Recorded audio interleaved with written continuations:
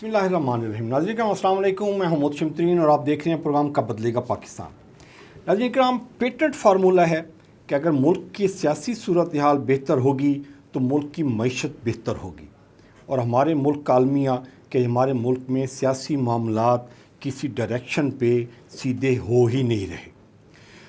مفتاح اسماعیل صاحب نے اسٹیٹمنٹ دی ہے، انہوں نے کہا کہ جی اگر ہم اقتدار کی سیاست کو خیر باد نہیں کہیں گے تو ہم ملک کو ترقی کی شاہراہ پر نہیں لگا سکتے۔ یہ پیٹنٹ فارمولہ ہے جی، اس پہ ڈیبیٹ کریں گے، اس پہ گفتگو کریں گے، اور اسی کی وجہ سے اور معیشت جو ہے ہماری وہ بھی کسی ڈائریکشن پہ نہیں چل رہی، اور اس کی جو ایک ایگزامپل یہ ہے کہ جی پہلی سرمائی میں جو ہمارا ٹیکس ہدف تھا وہ پورا نہیں ہو سکا، ٹیکس کلیکشن پوری نہیں ہو سکی، اور IMF نے اس پہ وارننگ سٹیٹمنٹ بھی ایشو کر دی ہے۔ پنجاب گورنمنٹ کیا کر رہی ہے، بجلی کے بلوں میں ریلیف کیسے ہوگا، پروجیکٹس کیسے آئیں گے، انڈسٹری کیسے گرو کرے گی، اور ایگریکلچر پہ کیسے کام ہوگا۔ اس سارے پروجیکٹس میں انڈسٹریز ہو گئیں، آپ کی IPPs ہو گئیں، آپ کا ڈالر ہے، آپ کا پیٹرول ہے، آپ کی ایگریکلچر ہے، اس پہ کتنا کام ہو رہا ہے تاکہ ملک کی معیشت ٹھیک ہوگی اور ڈائریکشن ٹھیک ہوگی۔ اس کے گفتگو کریں گے، کسی تعارف کے محتاج نہیں ہے، سجاد کھوکھر صاحب کو ویلکم کرتے ہیں۔ بہت بہت شکریہ سر جی، یہ اقتدار کی سیاست جو مفتاح اسماعیل نے اسٹیٹمنٹ دی ہے کہ جی ہماری پولیٹیکل فورسز اقتدار کی سیاست میں کچھ نہیں دیکھتی ہیں، اپنا منشور نہیں دیکھتی، ایون کہ اگر ہم اس کو گنتے چلے جائیں تو وہ خان جو کہتا تھا کہ جی MQM دہشت گرد جماعت ہے، اس کے ساتھ اس نے الائنس کر لیا، پنجاب کے سب سے بڑے ڈاکو پرویز الہی اور ان کے ساتھ اس نے الائنس، تو یہ اقتدار کی سیاست۔ اس سے پہلے آپ پیپلز پارٹی، نون لیگ، MQM کے ساتھ، ANP کے ساتھ، پھر وہ پیپلز پارٹی کا کاف لیگ کے ساتھ الائنس، یہ تو ہسٹری بھری پڑی ہے۔ تو یہ جو نظریات کی سیاست ہے، اس پہ جب آپ چلیں گے تو آپ کی جو مفادی سیاست ہے اس سے آپ کو جان چھڑوانی پڑے گی، اقتدار کی سیاست سے جان چھڑوانی پڑے گی۔ تو یہ تو ہماری کسی پولیٹیکل پارٹی میں یہ ایسی لائن نہیں ہے۔ ترین صاحب، بہت بہت شکریہ۔ پہلی بات تو یہ ہے کہ میں آپ کی اس بات سے بھی اتفاق نہیں کرتا کہ سیاست کرنے کا کوئی دوسرا پہلو بھی ہے۔ سیاست تو پاکستان میں، آپ پاکستان کی جب بات کر رہے ہیں، کب پاکستان بدلے گا اس کی بات کر رہے ہیں، تو پھر پاکستان میں کون سی پارٹی ہے، کون سی سیاسی تنظیم ہے جو اقتدار کے لیے سیاست نہیں کرتی؟ سیاست تو ہوتی ہی یہاں اقتدار کے لیے ہے، کرسی کے لیے ہے۔ وہ کرسی حاصل کرنے کے لیے آپ کی سیاست دانوں کو لاشوں کے ڈھیروں سے گزر کر جانا پڑے، لاشیں بچھانی پڑیں، تو انہوں نے اس کرسی تک پہنچنے کی کوشش کرنی ہے، ملک کا بھٹا بیٹھ جائے، انہوں نے اس سیاست کرنی ہے، اقتدار کی کرسی تک پہنچنا ہے، عوام کا بیڑا غرق ہو جائے، انہوں نے کرسی تک پہنچنا ہے، انہوں نے کوشش کرنی ہے کہ ان کو کرسی مل جائے، عوام مرتی ہے مر جائے۔ اب اس وقت دیکھ لیں، پچھلے، میں زیادہ آپ کو پیچھے نہیں لے جاتا، آپ صرف پچھلے 10-12 سالوں کی سیاست کو دیکھ لیں۔ 10-12 سال کی سیاست میں کہاں آپ کو پاکستان کے لیے سیاست ہوتی ہوئی نظر آئی ہے، پاکستان کی بقا کی سیاست ہوتی ہوئی نظر آئی ہے، پاکستان کے استحکام کے لیے سیاست ہوتی ہوئی نظر آئی؟ کہیں نہیں ترین صاحب۔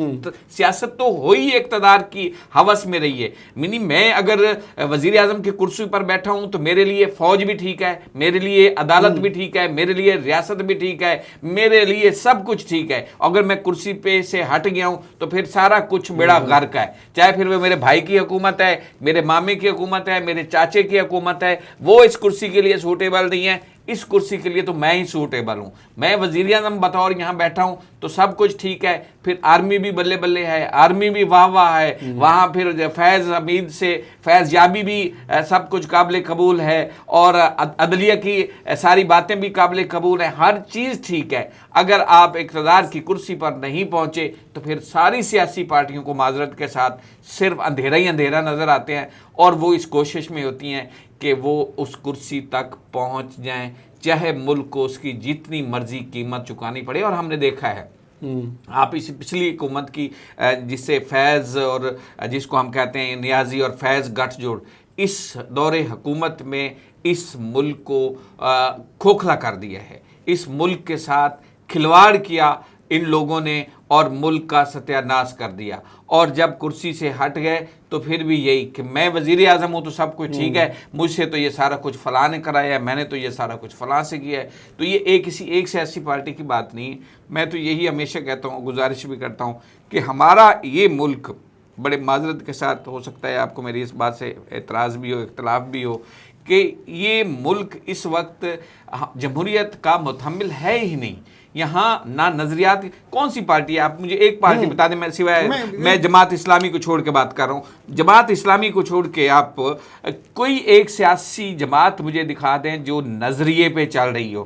ٹھیک ہے، ہو سکتا ہے آپ کے نزدیک جماعت اسلامی بھی نہ ہو، میرا نظریہ کچھ اور ہے جماعت اسلامی سے متعلق، کہ ایک نظم و ضبط ہے، ایک تنظیم ہے، ایک راہ کا تعین ہوتا ہے، اور اس میں پھر جماعت اسلامی آپ کے فلاحی کاموں میں نظر آتی ہے کم از کم آپ کے، ان کے ہاسپیٹل ہیں، ان کے خیر کے جو مرکز ہیں وہ کم از کم خدمت کرتے ہوئی اور ایک ڈسپلنری نظر آ رہی ہوتی ہے۔ اس میں لیاقت بلوچ امیر بنتا ہے تو حافظ نعیم بھی بنتا ہے، حافظ نعیم بنتا ہے تو پھر آپ ان کی پوری ایک سلسلہ اٹھا کے دیکھ لیں نا، تو ایک ایسی سیاسی پارٹی ہے اور وہ بدقسمتی سے اس کو ووٹ نہیں ملتا۔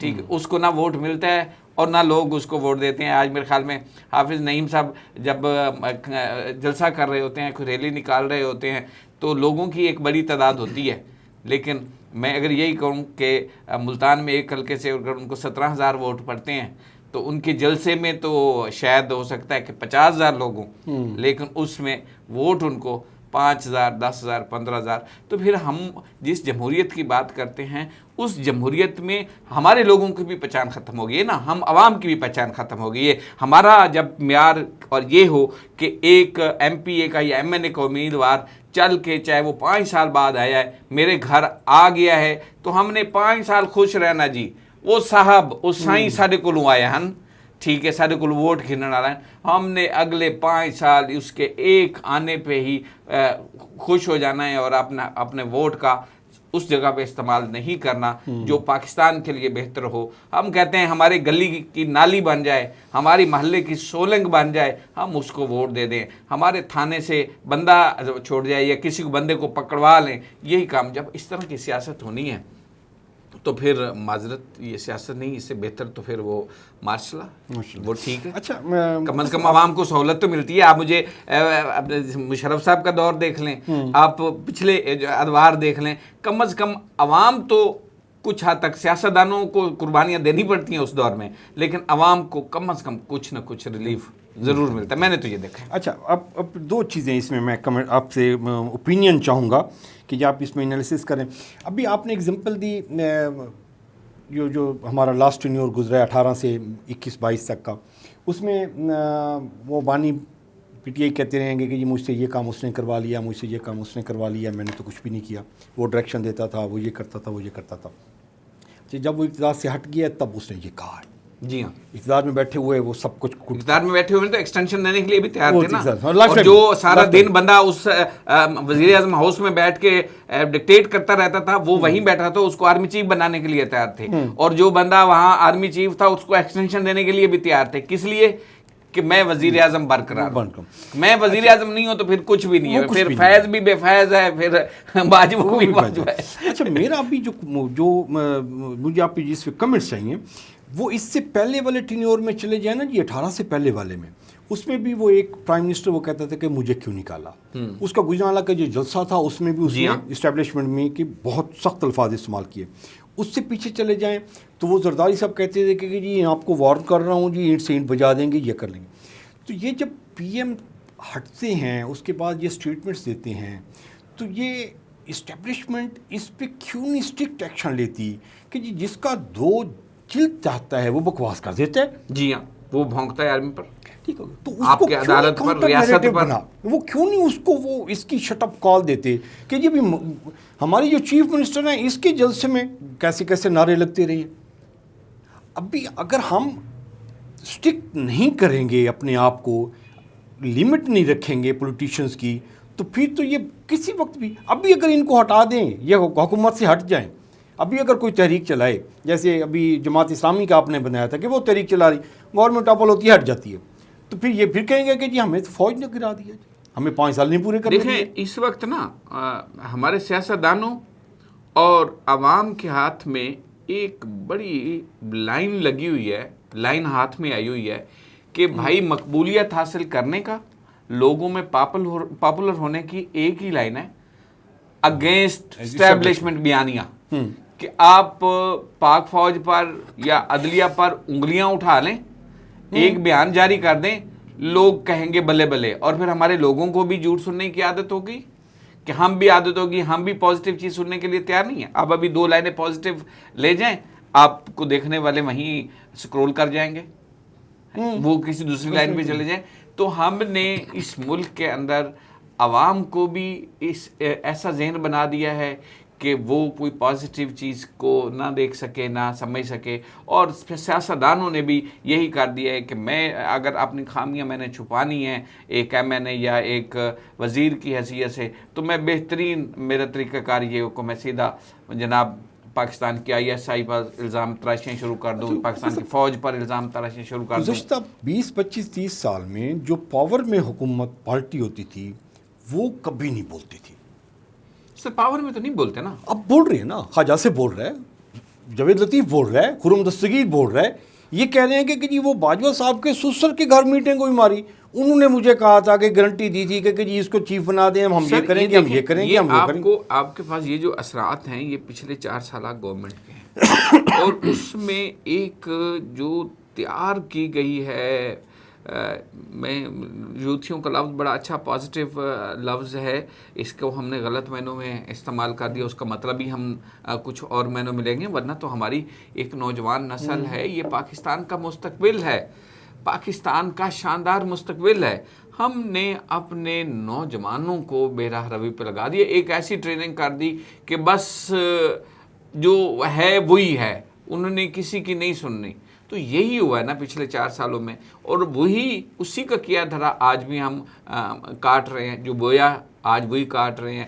آج وہی سیاستدان، آج موجودہ حکومت اگر ڈیلیور نہیں کر رہی، اگر یہی حکومت آج اور کچھ نہ کرتی، صرف عوام کو کچھ ڈیلیور کر دیتی، عوام کے بجلی کے بلوں پہ ہی جو ہے نا کچھ ان کو ریلیف مل جاتا، مہنگائی سے ریلیف مل جاتا، 2 وقت کا کھانا آسانی سے مل جاتا، تو عوام تو کھڑی ہوتی۔ ٹھیک ہے، ایک ارشد دیکھیں، عوام اتنی باہمت اور جذبے والی ہے، آپ ایک گولڈ میڈل جیت کے آ رہے ہیں، آپ پوری کی پوری پاکستانی قوم کا جذبہ دیکھ لیں، وہ کہاں کھڑی ہے، آج کتنے دن ہو گئے ہیں، بلے بلے ہو رہی ہے ارشد ندیم کی، بلے بلے، یہ تو وہ قوم ہے۔ آپ اس قوم کو کچھ ڈیلیور تو کریں۔ آپ نے ایک تمغہ لایا ہے، ٹھیک ہے، ہمارے ایک کھلاڑی ہے نا، ایک تمغہ لایا ہے، اور پوری پاکستانی قوم جتنا جس سے بن پایا ہے، کوئی لاکھ روپیہ، کوئی 50,000۔ آج میں ویڈیو دیکھ رہا تھا کہ ایک ویڈیو بنی ہوئی تھی کہ جناب ارشد ندیم کے ٹریکٹر کے لیے جو ہے نا ٹریکٹر کے پہیے بھجوائے جا رہے ہیں تحفے کے طور پر۔ ہم جی یہ کام کرتے ہیں، اس لیے ہم وہ ٹریکٹر بھی چلاتے ہیں، تو ہم ان کو ٹریکٹر کے یہ پہیے بھیج رہے ہیں۔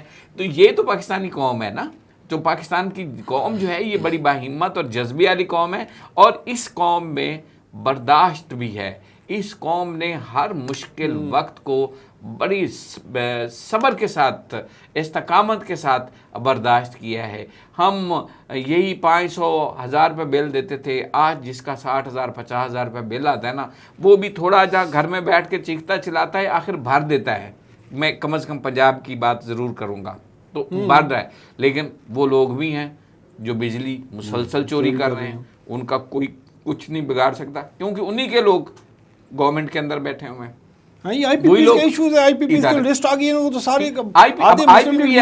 آپ کسی ایک پارٹی کو مرد الزام کیوں اٹھاتے ہیں؟ پارٹی کی آدھے اس کی سر آئی پی پیز میں آپ کی ساری پارٹی انوالو ہیں، سارے سیاستدان انوالو ہیں۔ دیکھیں یہ بالکل کوکر صاحب یہ ایسے ہے کہ جی آپ ان کے ساتھ نیگوسیشن کر لیں، ان کو کہیں یار کمائیں لٹیں پر 5 روپے تو چھوڑ دیں، لیکن وہ بھی ریلیف نہیں دے سکتے نا۔ ریلیف نہیں، ریلیف کیا ہونا ہے، آپ کو بجلی پروڈیوس نہیں کرنی، گرمیوں میں لوڈ شیڈنگ کا سامنا آپ کو کرنا پڑتا ہے، ان کو پیسے پورے دیے جا رہے ہیں۔ یار اتنا تو رحم کرے نا اس ملک پر، اس ملک کے لوگوں پر۔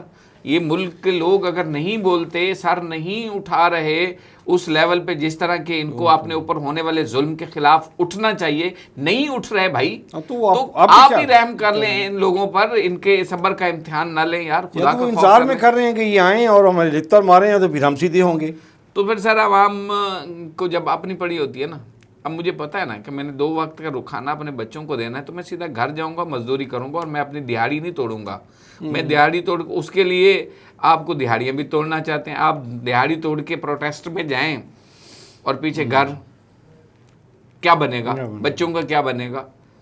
کہاں سے آئے گی ایک مزدور کے گھر کے فیملی کے لیے کھانا؟ کہاں سے آئے گی روٹی؟ تو وہ بیچارہ اس روزی روٹی کے چکر میں ہے. تو ہم ان لوگوں نے تو اس قوم کو صرف روزی روٹی میں اتنا الجھا دیا ہے کہ وہ کہیں اور کی سوچ ہی نہیں سکتے. سوچتے ہیں تو خود ہی اپنے ہی گھر میں ڈوبتے ہیں، اپنے ہی فیملی کے لیے تباہی کا سبب بنتے ہیں. اور پھر یہی ہوتا ہے جو ہو رہا ہے، خودکشیاں ہیں، بچے مار رہے ہیں، خود بھوک، افلاس، غربت، یہ سارا کچھ اس لیے ہو رہا ہے. کاش یہی بات جو مفتاح اسماعیل صاحب کہہ رہے ہیں کہ ہمارے سیاستدان اقتدار کے لیے سیاست نہ کرتے ہیں، ہمارے سیاستدان عوام کے لیے سیاست کرتے، ہمارے سیاستدان ملک کے لیے سیاست کرتے، قوم کے لیے سیاست کرتے. اور پھر جب یہ قوم، عوام اور پاکستان کے لیے سیاست کرتے تو انہیں کرسی بھی ملتی. ابھی یہ عوام کی فلاح کے پیچھے نہیں بھاگیں گے، ابھی یہ کرسی کے پیچھے بھاگتے ہیں. اور جب کرسی کے پیچھے بھاگتے ہیں تو یہ پیچھے عوام جو ہے ان کا حال پوچھنے والا یا ان کو دیکھنے والا کوئی نہیں ہوتا. وہ کہتے ہیں بس ٹھیک ہے، برداشت کر رہے ہیں نا، بس چلنے دیں، چل سو چل. اور وہی چل سو چل ہو رہی ہے. اچھا، آپ ابھی کہتے ہیں کہ جی حکومت کو ڈلیور کرنا چاہیے. تو ابھی ہماری جو معیشت کی جو حالت ہے اس پہ آپ دیکھیں گے کہ جی 3 چیزیں بڑی امپورٹنٹ ہیں. ایک لا اینڈ آرڈر ہے، اس پہ حکومت نے کام کرنا ہے. ایکسپورٹ پہ کام کرنا ہے، ایکسپورٹ بڑھائیں گے، انڈسٹری چلے گی تو ایکسپورٹ بڑھے گی. انڈسٹری پہ کام کرنا ہے، اس سے حکومت نے کرنا ہے، اس پہ اسٹیبلشمنٹ نے کام نہیں کرنا. لا اینڈ آرڈر پہ بھی اسٹیبلشمنٹ نے کام نہیں کرنا. اس کے بعد ایگریکلچر آپ کا ٹھیک ہوگا تو معیشت آپ کی ٹھیک ہوگی. تو اس پہ بھی اسٹیبلشمنٹ نے کام نہیں کرنا، اس حکومت نے کام کرنا ہے. تو 3 چیزیں، لا اینڈ آرڈر ہے، انڈسٹری ہے اور آپ کے ایگریکلچر ہے. ان تینوں پہ کوئی آپ کو کوئی لائن آف ایکشن نظر آ رہی ہے کہ جی پہلے سال ہم الیکشن کے 2024 فیبری میں الیکشن ہوئے ہیں تو پہلے سال ہم یہ اچیو کریں گے، دوسرے سال یہ اچیو کریں گے، تیسرے سال، چوتھے سال، 5 سال؟ کوئی روڈ میپ نظر آ رہا ہے آپ کو؟ روڈ میپ کیسے نظر آ سکتا ہے جب آپ کا سیاسی استحکام ہی نہیں ہے؟ آپ کے ملک کے اندر انتشار ہی انتشار ہے. آپ کو ایک سوچنے کے لیے، اس عوام کے سوچنے کے لیے یا گورنمنٹ کے کام کرنے کے لیے، ایک لائن آف ایکشن کے لیے وقت ہی نہیں مل رہا. وقت آپ کا سارا اپوزیشن اور حکومتی لوگوں کی آپس میں لڑائیوں کی طرف ہے. ٹھیک ہے، ہر دور میں رہتا ہر دور میں رہا ہے. لیکن سر یہ دیکھیں کہ جب تک آپ کا سیاسی استحکام نہیں ہوتا آپ کی معیشت مستحکم نہیں ہو سکتی. آپ چاہے جتنا مرضی کر لیں، آپ کی معیشت کے استحکامت کا تعلق ہے آپ کے سیاسی استحکام کے ساتھ، آپ کے معاشی استحکام کا تعلق ہے پرامن صورتحال کے ساتھ، پرامن پاکستان کے ساتھ. آپ کی اس معیشت کا تعلق ہے، جو اسٹرانگ معیشت ہے، جو معاشی ترقی ہے، جو معاشی استحکام ہے، اس کا تعلق بنتا ہی اسی سے ہے کہ آپ پرامن ہیں، پیسفل ہیں، آپ کی کوئی ٹانگیں کھینچنے والا نہیں ہے، یا آپ مسلسل جو ہے نا، آپ جو انویسٹر ہے، انویسٹر ایسے کیوں آئے گا؟ آپ کے ملک میں پروٹیسٹ ہو رہا ہے، یا پروٹیسٹ کی بات میں نہیں کرتا، انتشاری کیفیت کی جب ہو تو آپ کا انویسٹر کیوں آئے گا؟ آپ یہیں بیٹھے ہوئے ہیں، یہیں آپ کی دکان ہے، آپ کی دکان کے ارد گرد روز یہاں لڑائی جھگڑا کرنے والے لوگ موجود ہوں. اسی مارکیٹ کی اگر ہم بات کر لیں، یہاں گالم گلوچ ہو رہی ہو روز، تو باہر جو سامنے سے والا ہے وہ اس مارکیٹ میں کیوں آئے گا اپنا سودا سلب لینے؟ وہ کہے گا یار ادھر تو گالم گلوچ ہوتی ہے، ادھر تو پتہ نہیں، پھر وہ گھر سے ادھر نہیں آئے گا. وہ کہے گا یار ادھر کی پتہ نہیں ہے، چلے ہم گلگشت کی طرف چلے جاتے ہیں، چلے جی ہم ادھر کینٹ کی طرف چلے جاتے ہیں، یا شاہ رکن عالم کی طرف چلے جاتے ہیں. تو سیاسی استحکام بہت ضروری ہے. اور یہ سیاسی استحکام کسی آپ کے ادارے نے آپ میں نہیں لانا، کسی باہر کے ملک نے آپ کے سیاسی استحکام، آپ لوگوں نے لانا ہے بھائی. آپ لوگوں کو ایک ٹیبل پہ نہیں ہو رہا نا، اس میں تو سب ایک دوسرے کی ٹانگیں کھینچنے پہ لگے ہوئے ہیں کہ میں نے یہ بات کی تو میری کرسی چھن جائے گی، میں کرسی پہ نہیں آیا تو فلاں کرسی پہ آ جائے گا، فلاں کرسی پہ آئے گا تو وہ اٹھا کے اس کو بند کر دے گا، وہ اس کو قید کر دے گا. یہ تو صرف اپنے آپ کو بچانے کے لیے، اپنے جو کرائم ہیں ان کو چھپانے کے لیے، جو کرپشن ہے ان کو چھپانے کے لیے ایکٹیو نظر آ رہے ہیں آپ کو. تو پھر یہ کیوں بیٹھیں گے؟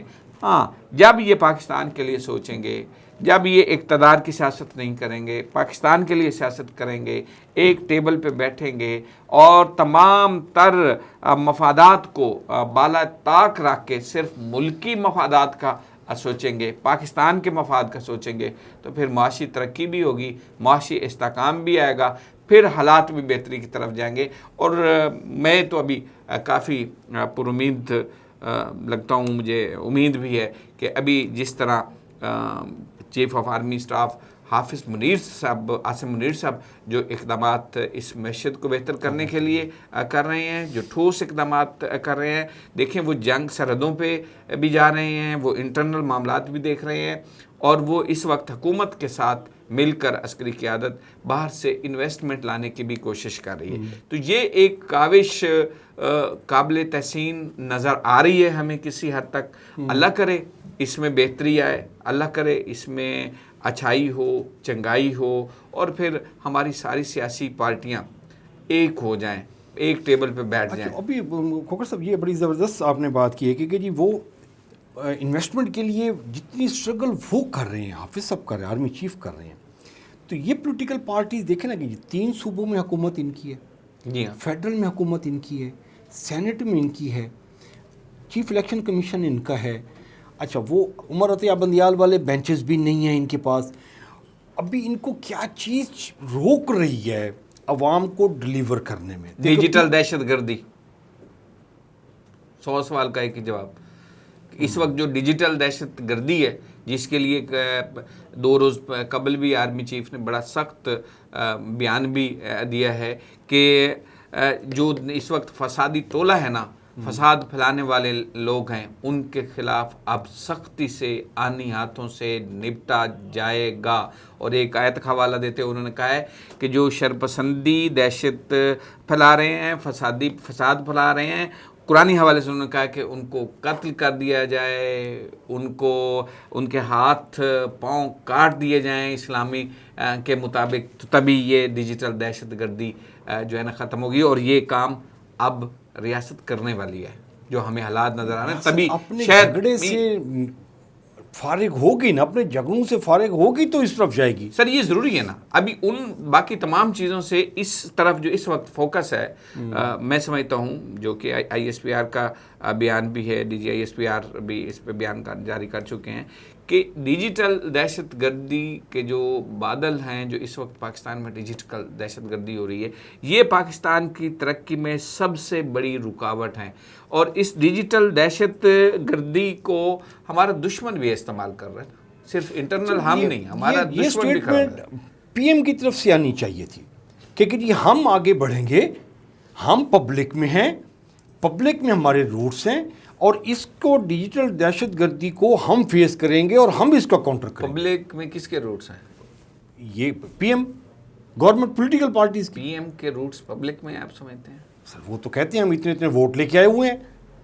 چلیں آپ کہتے ہیں تو میں مان لیتا ہوں، وہ بھی کہتے ہیں، آپ کہتے ہیں تو میں وہ تو نواز شریف بھی کہتا ہے کہ میں جیتا ہوں اپنے حلقہ، نواز شریف بھی کہتا ہے پبلک میں جو روٹس ہیں یا نہیں ہیں وہ تو اللہ ہی بہتر جانتا ہے۔ بھارت میں اس پہ میں یہی کہہ سکتا ہوں، میرا اپنا وہ پوائنٹ آف ویو یہ تھا کہ جی پولیٹیکل فورسز کو یہ اسٹیٹمنٹ دینی چاہیے اور پبلک کے ساتھ پولیٹیکل فورسز کو آ کے فیس کرنا چاہیے، رادر کہ جی آپ اس کو کاؤنٹر پہ لے کے آتے ہیں، اسٹیبلشمنٹ کو فرنٹ پہ لے کے آتے ہیں، پھر یہ کہتے ہیں کہ دیکھو ہم نے تو کچھ بھی نہیں کیا، یہ سارا کچھ تو ان کا کیا ادھر ہے، وہ سارے بندے پکڑ رہے ہیں، وہ سارے سزائیں وہ دے رہے ہیں، تو ہمارا تو کوئی قصور نہیں ہے اس میں۔ یہ پاک صاف ہو جاتے ہیں جو گندے ہیں ایکچوئل۔ سر یہ پاک صاف ہوتے رہے، انہیں یہ سوچنا پڑے گا، انہیں اس بات پہ پہنچنا پڑے گا کہ آپ کی آرمی ہے تو آپ اس وقت محفوظ ہیں۔ اس وقت آپ کا دشمن ہر لیول سے چاہ رہا ہے، ہر سطح سے چاہ رہا ہے کہ وہ آپ کی آرمی کے خلاف، آپ کی آرمی اور آپ کے عوام کو آپس میں لڑائے۔ اور دہشت گردی کے ٹول جو یوز ہو رہے ہیں، ڈیجیٹل دہشت گردی کے، ان کے بھی تانے بانے یہیں سے جا کے ملتے ہیں کہ ہم پاکستان کو کھوکھلا کرنے یا پاکستان کو فتح کرنے کے لیے ہم سے اور کوئی کامیابی نہیں ہوئی۔ اب واحد حل، واحد ہتھیار یہ ہے کہ عوام اور پاکستانی فوج کے درمیان नफ़रत पैदा कर दें, नफ़रत फैला दें, ये खुद ब खुद ठुस हो जाएंगे। तो ये दुनिया को मालूम होना चाहिए कि पाकिस्तान आर्मी दुनिया की वहद आर्मी है जिसके पीछे अवाम, जिसकी जड़ें अवाम में हैं। अवाम दिल से एहतराम करती है, दिल से रिस्पेक्ट करती है, अवाम जुड़ी हुई है। और चंद कुछ लोग अगर डिजिटल दहशतगर्दी के जरिए इस मुल्क को ये समझें कि वो अवाम को और फौज को आपस में लड़ाएंगे तो कामयाब नहीं। सर राह के सबूत मिल गए हैं आपको, राह आपका इन्वेस्टमेंट कर रहा है, हैवी इन्वेस्टमेंट कर रहा है। मैं आपको बताता हूँ, आपके बॉर्डर पे, इसी बॉर्डर पे, KP के बॉर्डर पे, बलूचिस्तान के बॉर्डर पे, चूंकि बेसिकली मैं एक रेडियो के तौर पर अपने रेडियो को अपना सब कुछ समझता हूँ, तो उस लिहाज से मैं अगर मैं बात करूँ, आपके बॉर्डर्स पे जितने बॉर्डर्स हैं आपके वहाँ इंडियन रेडियो काम कर रहे हैं।